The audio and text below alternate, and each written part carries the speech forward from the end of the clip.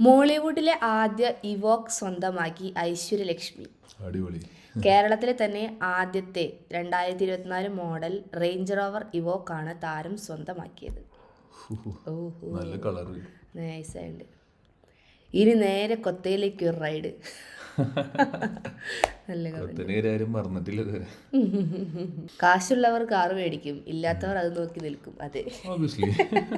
വാങ്ങുന്നവർ വാങ്ങട്ടെ, അത് നോക്കി വണ്ടി ഓടിക്കാൻ പോലും അറിയാത്ത നമ്മളൊക്കെ വെള്ളം ഇറക്കിയിട്ട് എന്തിനാ? അത് പെൺകുച്ച പറഞ്ഞേക്കുന്ന പെണ്ണുങ്ങളൊക്കെ വണ്ടി ഓടിക്കാൻ പഠിച്ചോളൂ. എല്ലാവരും വണ്ടി ഓടിക്കാൻ പഠിക്കാം. എനിക്കറിയാം. കളർ സിനിമകൾ തോൽക്കും ഈ ബ്ലാക്ക് ആൻഡ് വൈറ്റ് കാഴ്ചകൾക്ക് മുന്നിൽ. മലയാളത്തിലെ ഇതുവരെയുള്ള ഹൊറർ സിനിമകളുടെ കൂട്ടത്തിൽ ബ്രഹ്മയുഗം തല ഉയർത്തി നിൽക്കും. യെസ്, ഞങ്ങൾ കണ്ടായിരുന്നു. നൈസ് മൂവി ആയിട്ടുണ്ട്. സൂപ്പർ പടം. അതിന്റെ റിവ്യൂ ഞങ്ങൾ സെപ്പറേറ്റ് ഇട്ടുണ്ട്, ഡിസ്ക്രിപ്ഷനിൽ. അതെ, എല്ലാവരും പോയി കാണാം. കമന്റ്സ് എന്തൊക്കെയാ? മമ്മൂട്ടിയുടെ കാലം കഴിഞ്ഞു എന്ന് പറഞ്ഞ കോക്കിനെ കൊണ്ട് ഇങ്ങനെ കൊടും ഭീകര ആക്ടിങ് എന്ന് പറയിച്ചുവെങ്കിൽ മമ്മൂട്ടി മലയാളത്തിലെ വേറെ ലെവൽ എന്നല്ല, ഒരേ ഒരു ലെവൽ. അശ്വിൻ കോക്ക് എന്ന് പറഞ്ഞിട്ടൊരു യൂട്യൂബർ ഉണ്ട്. അപ്പം അങ്ങേര് ഇപ്പം ഇതേപോലെ തന്നെ കമൻറ്റ് റിവ്യൂ ഒക്കെ ചെയ്യുന്ന ഒരാളാണ്. അപ്പം ആളെക്കുറിച്ച് മെൻഷൻ ചെയ്തേക്കണെന്ന് തോന്നുന്നു. എൻ്റെ മനയിലേക്ക് സ്വാഗതം. ഒരു സൈക്കോ പടം തന്നെയാണ്. ബൈ ചാൻസ് അവിടെ പോയി പെട്ടുണ്ടെങ്കിൽ തീർന്നു. അല്ല, നൈസായിട്ടുണ്ട്. നമ്മളും ആദ്യമായിട്ടല്ലേ ഒരു ഫുൾ ബ്ലാക്ക് ആൻഡ് വൈറ്റ് നമ്മുടെ ഇപ്പോഴത്തെ ഒരു കാലത്തിൽ വരുന്നത്. ബ്ലാക്ക് ആൻഡ് വൈറ്റ് എന്ന് പറയുമ്പോൾ നമ്മളെല്ലാം ഫുൾ ലാഗായിരിക്കും. സിനിമ തുടങ്ങുമ്പോൾ തന്നെ അവിടുത്തെ എന്നിട്ട് PVR മാനേജർ എന്ന് പറഞ്ഞു ജസ്റ്റ് ഇത് വന്നു, പടം ബ്ലാക്ക് ആൻഡ് വൈറ്റ് ആണ് കേട്ടോ, ജസ്റ്റ് നിങ്ങൾക്ക് അറിയിക്കാൻ വേണ്ടിട്ട് ഞങ്ങൾ പറയുന്നത്. പക്ഷെ കണ്ടിരുന്നപ്പോ നമുക്ക് അങ്ങനത്തെ ഒരു ഫീൽ ഒന്നുമില്ല. എന്തായാലും ട്രെയിലർ കണ്ടവർക്ക് മനസ്സിലായിട്ടോ പടം മൊത്തം ബ്ലാക്ക് ആൻഡ് വൈറ്റ് ആണ്. പിന്നെ സിനിമ തുടങ്ങുമ്പോൾ ഫസ്റ്റ് സ്ലൈഡ് വരുന്ന തന്നെ പടം ബ്ലാക്ക് ആൻഡ് വൈറ്റിലാന്ന് പറഞ്ഞിട്ടൊരു ഇത് ബോണ്ടിങ് ആയിരുന്നു. വീണ്ടും പേടിപ്പിക്കാൻ ഭൂൽഭുലയ്യ 3 വരുന്നു. ഓക്കെ. അക്ഷയ് കുമാർ സിനിമയുടെ ഭാഗമാവില്ല. അക്ഷയ് കുമാർ ഇല്ല അപ്പോൾ. മൂന്നാം ഭാഗത്തിൽ വിദ്യാ ബാലനും കാർത്തിക് ആര്യനും പ്രധാന വേഷത്തിൽ. ഓഹോ, നീ സെക്കൻഡ് പാർട്ട് കണ്ട ഓർമ്മയില്ല? ഞാൻ കണ്ടിട്ടില്ല, നോക്കാം. ഇൻ കേസ് ഇനി 3 കാണണമെന്നുണ്ടെങ്കിൽ 1, 2 വയ്ക്കുന്നൊക്കെ. നമ്മള് മറ്റേ ചന്ദ്രമുഖി അതല്ല ഈ അടുത്ത് കണ്ടത്. ഫസ്റ്റ് പാർട്ട് സെക്കൻഡ് പാർട്ടൊക്കെ രണ്ട് ഡയറക്ഷനിൽ നിൽക്കുന്ന പടങ്ങൾ. അതെ അതെ അതെ അതെ. അതിൽ കുറെ ഒരു കമന്റ് ഉണ്ട്, പേടിപ്പിക്കാനല്ല ചിരിപ്പിക്കാനാവും. അങ്ങനെയൊക്കെ വേറെ കുറെ പേര് ഇട്ടിട്ടുണ്ട്. കോങ്ങിനെ സഹായിക്കാൻ ഗോഡ്സില്ല എത്തുന്നു. ഗോഡ്സില്ല കോങ് അടുത്ത മാസം 29 തിയേറ്ററുകളിലേക്ക്. ഓ, ഞാൻ എന്തായാലും അടുത്ത മസ്റ്റ് വാച്ച് മൂവി. എനിക്ക് ഇങ്ങനത്തെ ഒക്കെ മൂവീസ് ഭയങ്കര നൈസാ. ഇപ്പോഴത്തെ ആനിമേഷൻ എടുത്താൽ എന്ത് പെർഫെക്ഷൻ ആനിമേഷൻ VFX നല്ല ആ ഒറിജിനാലിറ്റി ലൈവായിട്ട് നടക്കണ പോലെ അങ്ങനത്തെ നമ്മള് അല്ല സിനിമ ഇറങ്ങി എല്ലാം കഴിഞ്ഞിട്ട് ഇവരുടെ VFXന്റെ വീഡിയോസ് വരുമ്പോഴോ ഇതൊക്കെ ആ വീഡിയോ കാണുമ്പോഴാണ് മനസ്സിലാവും, ഓ ഇത് റിയൽ അല്ലായിരുന്നു. ഇന്ന് കാറും വണ്ടികള്. ഞാൻ അടുത്ത് കണ്ട VFX ഇത് മറ്റേ പട്ടാനന്റെ ഇല്ല, ജവാന്റെ തോന്നുന്നുണ്ട്. ജവാന്റെ VFX ബ്രേക്ക് ഡൗൺ കണ്ടപ്പോഴാണ് ഓ ഞാൻ ചില കാര്യങ്ങളൊക്കെ റിയലാന്ന് വിചാരിച്ചതൊക്കെ അട്ടർ ഫേക്കാ. ഓ അത് VFX അടുത്ത ലെവൽ. ഇപ്പൊ AI ബേസ്ഡ് VFX ഒക്കെ കുറെ കയറിയിട്ടുണ്ട്. ഇപ്പൊ തലപ്പത്തിന് ഏതോ പടത്തിന് VFX നല്ലോണം യൂസ് ചെയ്തിട്ടുണ്ടെന്ന് പറഞ്ഞ തലപ്പത്തിന്റെ അടുത്ത പടത്തിന് നമുക്ക് കണ്ടു നോക്കാം. അത് വരുമ്പോ അതിനെ പറ്റി നമുക്ക് കമന്റ്സ് അടിക്കാം. ഗ്രാഫിക്സ് ഓവറാക്കി ഹോളിവുഡ് മൂവിയൊക്കെ ഇപ്പൊ പെർഫെക്ഷനില്ല. അതായത് ഇങ്ങനത്തെ ഒക്കെ എന്തെങ്കിലും ഫ്രാഞ്ചൈസി പടങ്ങൾ തന്നെ ആയിരിക്കില്ലേ, അപ്പോൾ അതിനനുസരിച്ച് VFX അവർ ആ സ്റ്റാൻഡേർഡ് കാണിക്കും. ചിലപ്പോൾ മോസ്റ്റ്ലി 4DX വാച്ചബിൾ ആയിരിക്കും. സീറ്റൊക്കെ ഇരുന്നൊക്കെ വലിക്കും. ട്രൈ ചെയ്ത് നോക്കാം. മോളിവുഡിൽ അരങ്ങേറ്റത്തിനൊരുങ്ങി അർജുൻ ദാസ്. അഹമ്മദ് കബീർ സംവിധാനം ചെയ്യുന്ന പുതിയ ചിത്രത്തിലാണ് അർജുൻ ദാസ് നായകനായി എത്തുന്നത്. നല്ല ആക്ടറാട്ടോ, എനിക്ക് നല്ല ഇഷ്ടമാണ്. നല്ല നൈസായിട്ടുണ്ട് അവൻ്റെ കമന്റ്സ് ഒക്കെ. പ്രണയ പശ്ചാത്തലത്തിൽ ഒരുങ്ങുന്ന ഒരു എൻ്റർടൈനർ ആയിരിക്കും സിനിമ. റൊമാൻറ്റിക് മൂവി ആയിരിക്കും. എല്ലാവരും പോസിറ്റീവ് കമന്റ് തന്നെയാണ് ഇട്ടിരിക്കുന്നത്. Come on baby come on.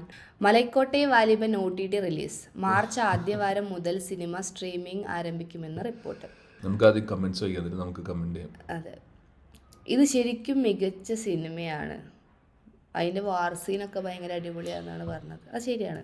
വാർ സീൻസ് ഒക്കെ വളരെ നന്നായിട്ടുണ്ട്. എന്തെന്നാ പറയാ, എന്തിന് എന്ന് ചോദിച്ചിട്ടുണ്ട് ഒരാള്. ഇതിപ്പോ ഇതിന്റെ മലയക്കോട്ടെ വാലിബിനും നമ്മുടെ ഇപ്പൊ ഭ്രമയുഗം കമ്പയർ ചെയ്ത് നോക്കുമ്പോ എന്തോരം ഡിഫറെന്റ് അല്ല ഒരു മൂവി മേക്കിംഗ് തന്നെ. അതിലൊരു എക്സ്പെരിമെന്റ് എന്ന് പറഞ്ഞിട്ട് ചെയ്തേക്കുന്ന വാലിബൻ രണ്ടും എക്സ്പെരിമെന്റ് ആണ്. പക്ഷെ ഒരെണ്ണം എക്സ്പെരിമെന്റ് ഹൈസ്റ്റ് ലെവലിൽ ലെവൽ എക്സ്പെരിമെന്റ് ആണ്. ബ്രഹ്മയുഗം എന്ന് പറഞ്ഞാൽ അത് വല്ലാത്തൊരു എന്താ പറയാ, വല്ലാത്തൊരു എക്സ്പെരിമെന്റ്. ഭയങ്കര ഡിഫറൻസ് ആണ്. നമ്മൾ രണ്ട് സൂപ്പർ സ്റ്റാറിന്റെ പടം കമ്പയർ ചെയ്ത് നോക്കുമ്പോൾ രണ്ട് ഡയറക്ഷനിലാണ്. നമ്മൾ അപ്സ് ആൻഡ് ഡൗൺ പറയുന്നില്ല. ഐ മീൻ ഒബിയസ്ലി രണ്ട് ടൈപ്പ് രണ്ട് ജോണ്ടറിലുള്ള മൂവിയും പക്ഷെ രണ്ടും OTT വാച്ച് അല്ല. രണ്ടും OTT വാച്ച് അല്ല. അതാണ് ഇതിന്റെ പ്രത്യേകത. രണ്ട് സിനിമ OTT വാച്ച് അല്ല. തിയേറ്റർ കാണാണെങ്കിൽ തിയേറ്ററിൽ തന്നെ കാണാൻ പറ്റുള്ളൂ. അതെ അതെ, രണ്ട് സിനിമയും OTT കണ്ടിട്ട് നമുക്ക് ഒരു എഫക്ട് കിട്ടാൻ ചാൻസ് ഇല്ല. പക്ഷേ എന്നാലും ഞാൻ ഇന്നലെ ജസ്റ്റ് സിനിമ കഴിഞ്ഞപ്പോൾ ഞാൻ ജസ്റ്റ് കമ്പയർ ചെയ്ത് നോക്കാറില്ല ലാലേട്ടൻ്റെ മമ്മൂക്കൻ്റെ പടം. രണ്ടും ടോട്ടലി ഭയങ്കര ഡിഫറൻസ് ഉണ്ട്. നമുക്ക് പറയുമ്പോ അതെങ്ങനെ കൺവിൻസ് ആക്കാന്ന് അറിയില്ല. പക്ഷെ കണ്ടവർക്ക് അറിയാം ഓബിയസ്ലി. പക്ഷെ കാണാത്തവർക്ക് വേണ്ടിയിട്ട് അതിന് ഇത്തിരി ബുദ്ധിമുട്ടാണ്. ഈ ലേറ്റസ്റ്റ് രണ്ട് സൂപ്പർ സ്റ്റാറിന്റെ പടങ്ങൾ ഇറങ്ങി കമ്പയർ ചെയ്യുന്നത്. ജസ്റ്റ് കമ്പയർ ചെയ്യേണ്ട ആവശ്യമില്ല, കമ്പയർ ചെയ്യേണ്ട പടങ്ങളും അല്ല. എന്നാലും ജസ്റ്റ് നമ്മള് പറയില്ല, ഇപ്പൊ സൂപ്പർ സ്റ്റാറുകൾ ഡിഫറെന്റ് പടങ്ങൾ പണ്ട് തൊട്ട് ചെയ്തു വരുന്ന ഇപ്പോഴത്തെ പടങ്ങളും പണ്ടത്തെ പടങ്ങളും കമ്പയർ ചെയ്ത് നോക്കുമ്പോൾ ഭയങ്കര ഡിഫറെന്റ്. ഇപ്പൊ മമ്മൂക്ക എടുത്ത് നോക്കിയാലും കാതിലത്തെ കോർ ഇറങ്ങി ടോട്ടലി നമ്മൾ എക്സ്പെക്ട് ചെയ്യാത്ത ക്യാരക്ടർ അങ്ങനെ എടുത്തേക്കുന്നത്. ഇത് ഭ്രമയോഗ അതും ടോട്ടലി അൺഎക്സ്പെക്ടഡ് ക്യാരക്ടർ. പടങ്ങളൊക്കെ വേറെ ലെവലിലേക്ക് പോയിക്കൊണ്ടിരിക്കുന്നത്. എന്തായാലും നമുക്ക് ശരിക്കും പറഞ്ഞാൽ ഇനിയിപ്പോ അഭിനയിച്ചില്ലെങ്കിൽ ഒരു കാര്യം ആവശ്യമില്ല ആൾക്ക്. പക്ഷെ ആള് ശരിക്കും ഇപ്പൊ എടുക്കണത് ശരിക്കും ഭയങ്കര അടിപൊളി സംഭവങ്ങളായിരുന്നു. ഞാൻ ഈ അടുത്ത് വേറെ ട്രെയിലർ കണ്ടിരുന്നു. എന്നിട്ട് മറ്റേ 1947 മറ്റേ രണ്ട് വയസ്സായവര് ലിവിങ് ടുഗെദറിന്റെ ഒരു ട്രെയിലർ. അപ്പോ മലയാള ഫിലിം ഇൻഡസ്ട്രിയിൽ തന്നെ കുറെ പുതിയ കോൺസെപ്റ്റ്സും ട്രൈ ചെയ്ത് നോക്കുന്നുണ്ട്. അതിൽ ആൾക്കാരുടെ തിങ്കിങ് പ്രോസസ് ഒക്കെ മാറി തുടങ്ങി. അപ്പോൾ മലയാളം അതിനനുസരിച്ച് മൂവ് ഓൺ ചെയ്യേണ്ടത് നമ്മുടെ ഇൻഡസ്ട്രി. അതും മലയാളം ഇൻഡസ്ട്രിയാണ് ഇത്രയ്ക്കും ഓപ്പൺ ആയിട്ട് പുതിയ പുതിയ എക്സ്പ്ലോർ ചെയ്യണതും ആൾക്കാർക്ക് എന്താ പറയാ അതന്നെ. പക്ഷെ ആൾക്കാർ നോക്കുക, നല്ല സിനിമയാണെങ്കിൽ ആൾക്കാർ അത് ഓക്കെ അക്സെപ്റ്റ് ചെയ്യുന്നുണ്ട്. അവര് പറയണ്ട ഓക്കെ നമുക്ക് ഇങ്ങനെ ആവാം, ലൈക്ക് അങ്ങനെ എല്ലാരും ചിന്തിക്കുന്നുണ്ട്. അതൊരു ഓബിയസ്ലി ആൾക്കാരുടെ മനസ്സിൽ ഇങ്ങനെയും ചെയ്യാലേ എന്നുള്ള തോട്ട് പ്രോസസ് ഇടുന്ന ഓബിയസ്ലി ഇങ്ങനത്തെ പടങ്ങൾ എല്ലാരും അയ്യോ ഇത് ആരും അറിയരുത് അങ്ങനെ പറയുന്ന കാര്യങ്ങളൊക്കെ ഇതൊക്കെ എല്ലാവർക്കും ഉള്ളതാണ്, എല്ലാവർക്കും ഇങ്ങനെയൊക്കെ ഉണ്ട് ചിന്തിക്കാം, ഇങ്ങനെയും ആൾക്കാരുണ്ടെന്നൊരു തോട്ട് കൊടുക്കുന്ന ഓബിയസ്ലി നല്ലൊരു ഇതാണ്. എന്തായാലും അങ്ങനെ തന്നെ മലയാള സിനിമ അടിച്ചു പൊളിച്ച് പോട്ടെ. ചിയാൻ 62-ൽ SJ സൂര്യയും എനിക്ക് പിന്നെ ഭയങ്കര ഇഷ്ടമാണ്. SJ സൂര്യയും വിക്രമും ആദ്യമായാണ് ഒന്നിക്കുന്നത്. നമ്മുടെ വിക്രമിന്റെ ഈ അടുത്ത് മറ്റേ ധ്രുവ നക്ഷത്ര പടം മറന്നിട്ട് തള്ളിക്കൊണ്ടിരിക്കുക. എന്താണോ അതെ എവിടെ ഇതിന്റെ ആദ്യം ആ ധ്രുവ നക്ഷത്രത്തിന്റെ റിലീസ് ഡേറ്റ് സത്യം. മനം നിറച്ച് വിദ്യാസാഗർ, ഗിരീഷ് പുത്തഞ്ചേരി മാജിക്, മാരിവില്ലിൻ ഗോപുരങ്ങളിലെ മ്യൂസിക്കൽ ട്രെയിലർ റിലീസ് ചെയ്തു. ഇതുപോലെ ഫീൽ ഗുഡ് മൂവിയാന്ന് തോന്നുന്നു കേട്ടോ കണ്ടിട്ട്. ഈ പാട്ട് ട്രെയിലർ വന്നപ്പോ നല്ലൊരു ഇതായിരുന്നു. പക്ഷെ അത് കാസ്റ്റിംഗ് കണ്ടിട്ടും നല്ല എല്ലാരും നല്ല കെമിസ്ട്രി ഉള്ള പ്ലേയേഴ്സ് പോലെ തോന്നുന്നുണ്ട്. കോമഡി ഫാമിലി എന്റർടൈനർ ആയിരിക്കാൻ ചാൻസ് ഉള്ള പടമാണ്. സത്യൻ അന്തിക്കാടിന്റെ ഏതെങ്കിലും സിനിമ റീമേക്ക് ചെയ്യാൻ അവസരം കിട്ടിയാൽ സത്യൻ സാറിന്റെ പിൻഗാമി എന്ന സിനിമയായിരിക്കും ഞാൻ ചെയ്യുക. അന്ന് ആ സിനിമയിലൂടെ സാറിന് നേടാൻ പറ്റാത്തത് ചിലപ്പോൾ ഞാൻ നേടും. ബേസിൽ ജോസഫ്. നല്ല മൂവിയായിരുന്നു കേട്ടോ. നമ്മുടെ മോഹൻലാലിൻ്റെ ഒക്കെ വൺ ഓഫ് ദി ബെസ്റ്റ് എന്നൊക്കെ പറയണതിൽ പെട്ട നല്ല അടിപൊളി മൂവിയായിരുന്നു. അതിലൊരാൾ ഇതിൻ്റെ കഴിയില്ല ബേസിലെ തിലകൻ, ജഗതി, പപ്പു ഒടുവിൽ ഇവർക്ക് പകരം ആരാടാ? അത് ശരിയാ, ആക്ടേഴ്സിനൊക്കെ പകരം അല്ല ബേസിലായതുകൊണ്ട് കാണിച്ചു കൂട്ടി നമുക്ക് നമ്മളെ ഇംപ്രസ് ചെയ്യും. അപ്പോ ഇതെനിക്ക് ജസ്റ്റ് അവന്റെ ഇന്റർവ്യൂവിൽ ജസ്റ്റ് ചോദിച്ചായിരിക്കും, പക്ഷെ ചെയ്യാൻ പറ്റിയ നല്ല കാര്യമായിരുന്നു. പണ്ടത്തെ ഒരു വൈബ് ഒന്ന് നമുക്ക് നോക്കാം. പണ്ടത്തെ സിനിമകളൊക്കെ എങ്ങനെ റീമേക്ക് അല്ല ഇപ്പൊ നമ്മൾ ഈ ബ്ലാക്ക് ആൻഡ് വൈറ്റ് വന്നപ്പോ എല്ലാവർക്കും ഭയങ്കര ഇൻട്രസ്റ്റ് ആയിരുന്നല്ലോ. അപ്പൊ അതുപോലെ ചില പണ്ടത്തെ സിനിമകളൊക്കെ ഇങ്ങനെ റീമേക്ക് വരുമ്പോ പുഷ്പരാജ് ഒരു വരവ് കൂടി വരേണ്ടി വരും. പുഷ്പയുടെ കഥ 2ാം ഭാഗം കൊണ്ട് അവസാനിക്കുന്നില്ല എന്നാണ് റിപ്പോർട്ട്. എൻ്റെ അമ്മേ, 2 ഇറങ്ങിയിട്ടില്ലല്ലോ, അവസാനിക്കരുത്. കുറെ പേര് അങ്ങനെ കമന്റിട്ടുണ്ട്. ആദ്യം 2 വരട്ടെ. അതെ, പുഷ്പയുടെ യൂണിവേഴ്സ് ആയിരിക്കുമോ, അങ്ങനെയൊക്കെ ഉണ്ട് കമന്റ്. അവസാന ഘട്ട മിനുക്കുപണിയിൽ ബാറോസ്, അത് നമ്മൾ വെയിറ്റിംഗ് ആണ് കേട്ടോ. ബാറോസ് വരെ നമ്മൾ വെയിറ്റ് ചെയ്തിട്ടുണ്ട്. ഹോളിവുഡിലെ സോണി സ്റ്റുഡിയോസിലാണ് ബാറോസിന്റെ അവസാന ഘട്ട മിനുക്കുപണികൾ നടക്കുന്നത്. നടക്കട്ടെ.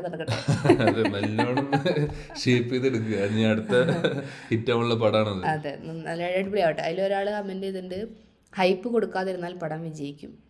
അങ്ങനെ ഹൈപ്പ് കൊടുക്കാതിരിക്കും. ഇപ്പൊ നമ്മുടെ ബ്രഹ്മയുഗൻ എടുത്തു നോക്ക്, ഒറ്റ പോസ്റ്ററിലാണ് അവർ മൊത്തം മാർക്കറ്റിംഗ് നടന്നിരിക്കുന്നത്. അവന്റെ ബർത്ത്ഡേക്ക് ഇറങ്ങിയ ഒറ്റ പോസ്റ്റർ, അതിലെ ആൾക്കാർ ലോക്ക്. അത് മമ്മൂക്ക അങ്ങനെയൊക്കെ വന്നപ്പോ ഇതേപോലെ മോഹൻലാലിന്റെയും ഒരു ബെസ്റ്റ് മൂവി ആവണം എന്നാണ് നമ്മുടെ. തങ്കലാൻ വരാൻ ഇനിയും വൈകും. തങ്കലാൻ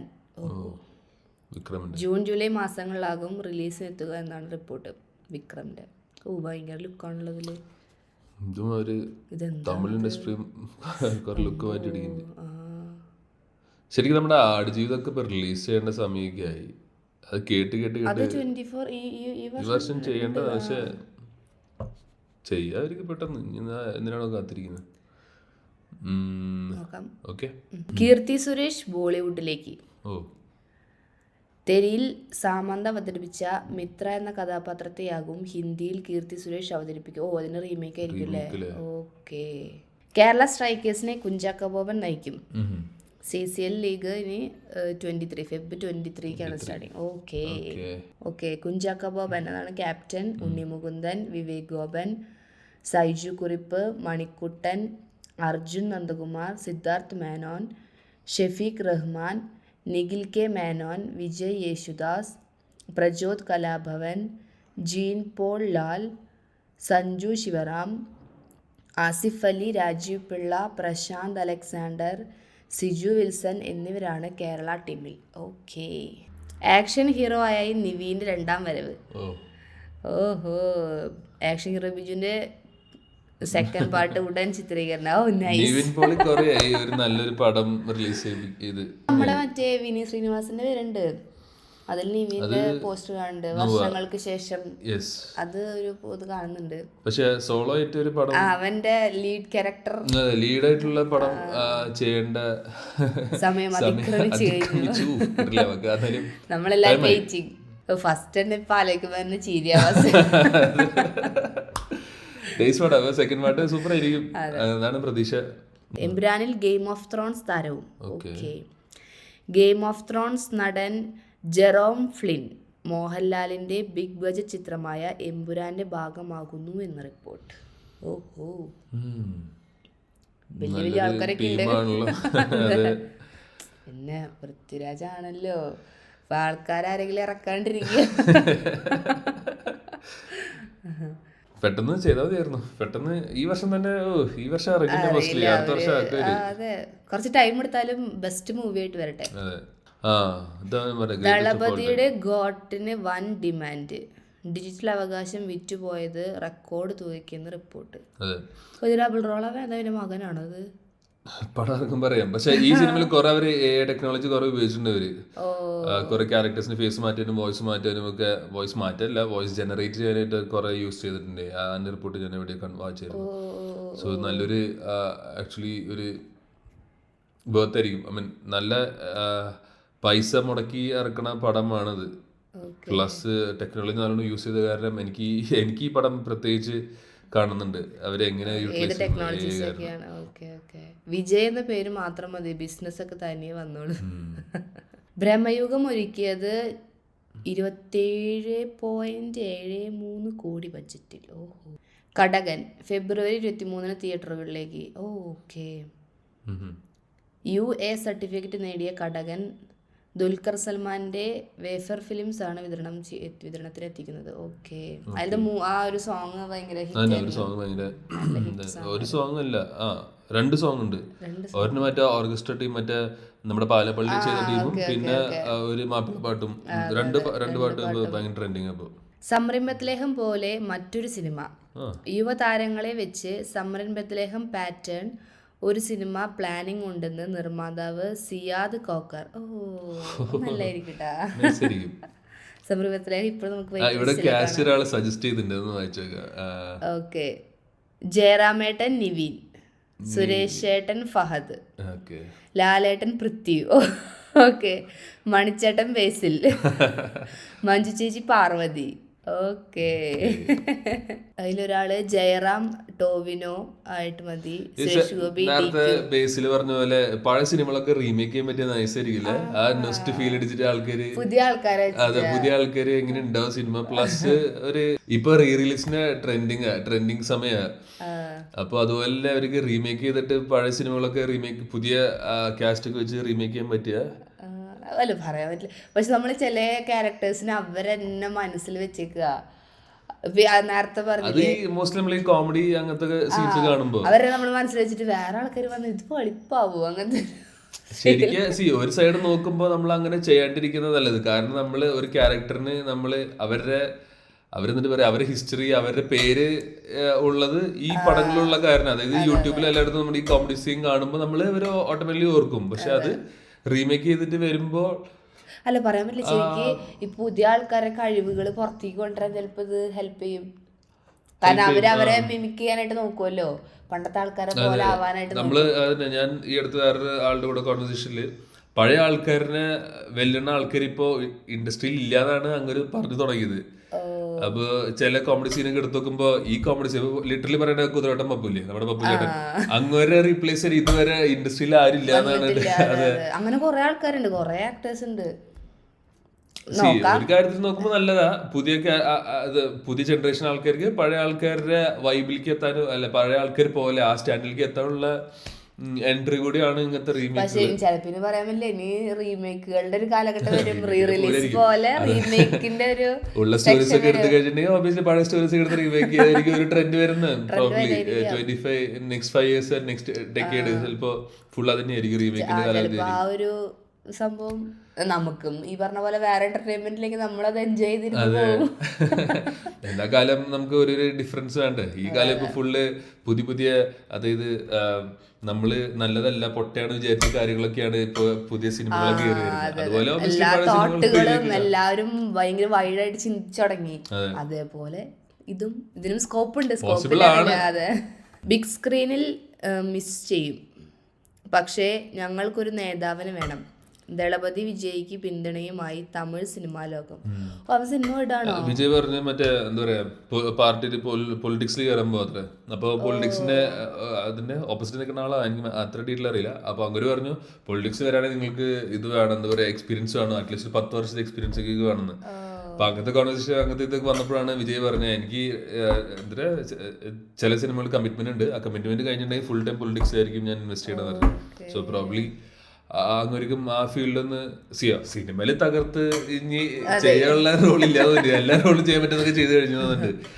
അപ്പോ ഒബ്വിയസ്ലി നമ്മള് സിനിമയിൽ കാണുന്ന പോലെ വിജയ് മോസ്റ്റ്ലി എല്ലാം അതല്ലേ പൊളിറ്റിക്സ് റിലേറ്റഡ് സിനിമകളൊക്കെ ചെയ്തേക്കുന്നത്. അതായത് കറപ്ഷൻ എവിടെയുള്ള അതിന് അഗേൻസ്റ്റ് നിൽക്കുക, അങ്ങനത്തെ ഇതൊക്കെ അതൊക്കെ റിയൽ ലൈഫിൽ ചെയ്യാൻ പറ്റിയിട്ടുണ്ടെങ്കിൽ നല്ലൊരു കാര്യമാണ് ശരിക്കും. ഓബിയസ്ലി സിനിമ കണ്ടിട്ട് ആൾക്കാർ വിജയനെ ഒരു റോൾ മോഡലായിട്ട് കുറെ ആൾക്കാർ എടുത്തിട്ടുണ്ട്. കുറല്ല ഒരു നല്ലൊരു മെജോറിറ്റി ആൾക്കാർ തന്നെ. അപ്പൊ അത് റിയൽ ലൈഫിൽ ചെയ്യാൻ പറ്റിയിട്ടുണ്ടെങ്കിൽ നല്ലൊരു കാര്യമാണ്. അടിപൊളി കാര്യം. എന്റെ പൊന്നെണ്ണ നിങ്ങൾ സിനിമ നിർത്തുവാന്ന് മാത്രം ഒബിയസ്ലി ഒരു ഫീൽഡിൽ നമ്മൾ പോകുമ്പോ ആ ഫീൽഡിൽ നമ്മൾ സമയം ഇൻവെസ്റ്റ് ചെയ്യണം, എന്നാലേ നമുക്ക് അതൊരു കാര്യം ഉണ്ടാവുള്ളൂ. നമ്മൾ ആ ഫീൽഡിൽ പഠിക്കാനും നമുക്ക് എന്തൊക്കെ ചെയ്യാൻ പറ്റും. നമ്മൾ രണ്ട് സൈഡിൽ വരും. അപ്പൊ 2-5 കാലിട്ട് നടക്കുന്ന പരിപാടിയില്ല, വർക്ക്ഔട്ട് ആവില്ല. അപ്പോ ലെറ്റ്സ് സീ പൊളിറ്റിക്സിൽ താല്പര്യം കാണിക്കണ്ടെങ്കിൽ ഒബിയസ്ലി ഒരു 5-8 വർഷം 5-10 വർഷം പൊളിറ്റിക്സ് ട്രൈ ചെയ്ത് നോക്കട്ടെ. എന്നിട്ട് നമ്മുടെ ലാലേട്ടന്റെയും മമ്മൂക്കന്റെ പ്രായമൊക്കെ ആകുമ്പോൾ ചിലപ്പോ ആള് റിട്ടേൺ വന്നിട്ട് ചിലപ്പോ വെറൈറ്റി റോളുകളൊക്കെ ആയിരിക്കും ഞങ്ങൊരു ഓൾഡ് ഏജ് ചെയ്യാൻ ചാൻസ് ഇല്ലാതില്ല. എന്തും പോസിബിൾ ആണല്ലോ. ആനിമൽ 2 കഥയൊക്കെ റെഡി. ഈ വർഷം പകുതിയോടെ സന്ദീപ് റെഡ്ഡി വങ്ക തിരക്കഥ രചനയിലേക്ക് കടക്കും. എൻ്റെ അമ്മേ, ആനിമൽ 2 എനിക്ക് വയ്യ. ആനിമൽ 2 കാണാൻ 1 കണ്ട് വയ്യാണ്ടായി. ശരിക്കും ആനിമൽ അവർ പേരിട്ടത് കറക്റ്റ് അല്ലേ? അടുത്തത് ആനിമൽ 2 ആനിമൽ എന്നിട്ട് സർക്കസാ ആനിമൽ എന്തായിരുന്നു പേരിട്ടുണ്ടായിരുന്നു സെക്കൻഡ് പാർട്ടിന്. ആനിമൽ പാർക്ക് എവിടെ ആനിമൽ പാർക്ക് ആ അതെ അതെ അതെ അതെ അതെ. ലാസ്റ്റിലെ ഓ മൈ ഗോഡ്, പാർക്കായിരിക്കും. ആനിമൽ കണ്ടിട്ട് മതി, പാർക്ക് വരെ എന്തോരം കാണാൻ പോകും. ഫൈറ്റർ ബോക്സ് ഓഫീസിൽ പ്രതീക്ഷ വിജയം നേടിയില്ല. പ്രേക്ഷകരുടെ അറിവില്ലായ്മയാണ് പരാജയത്തിന് കാരണമെന്ന് സംവിധായകൻ. എനിക്ക് ഇഷ്ടപ്പെട്ടു, ഞങ്ങൾക്ക് ഇഷ്ടപ്പെട്ടു. നല്ല കിട്ടാനും എക്സ്പെക്ടേഷൻ മീറ്റ് ചെയ്തില്ല എന്ന് പറഞ്ഞാൽ മനസ്സിലായില്ല. കമന്റ്സ് വെച്ചോ? കമന്റ്സ് തിയേറ്റർ എക്സ്പീരിയൻസ് ആണ്, അതാണ്. What A movie. പക്ഷെ എനിക്ക് പടം നല്ലോണം ഇഷ്ടപ്പെട്ടു കേട്ടാ. ഒരു മോശം പറയാനത് ഇപ്പൊ ചില അവർ മാപ്പിൽ കാണിച്ച സീൻസ്, ഐ മീൻ സിനിമയുടെ ഒരു ഡീറ്റെയിൽ പോകണില്ല, പക്ഷെ എനിക്ക് ചില അങ്ങനത്തെ ടെക്നിക്കൽ ഏരിയസ് ഇത്തിരി എനിക്ക് അത്ര ഡൈജസ്റ്റ് ആയില്ല. പക്ഷെ ബാക്കി മൊത്തോടെ നോക്കുമ്പോൾ നല്ല പടം തന്നെയായിരുന്നു. അവതാർ 3 2025 ക്രിസ്മസിന് എത്തും. ഓക്കെ, ഞാൻ അവതാർ 2 വരെ അധികം കണ്ടിട്ടില്ല. ഭയങ്കര ലെന്ത് പടമില്ലേ, അത് ഫുള്ള് തീർക്കാൻ പറ്റിയില്ല. ഓക്കെ, ഇത് കാണട്ടത് എന്തായാലും കാണണം. നമുക്ക് ആദ്യം 2 ഫിനിഷ് ചെയ്ത് വെക്കാം, അപ്പോഴേക്കും 3 വരുമല്ലോ.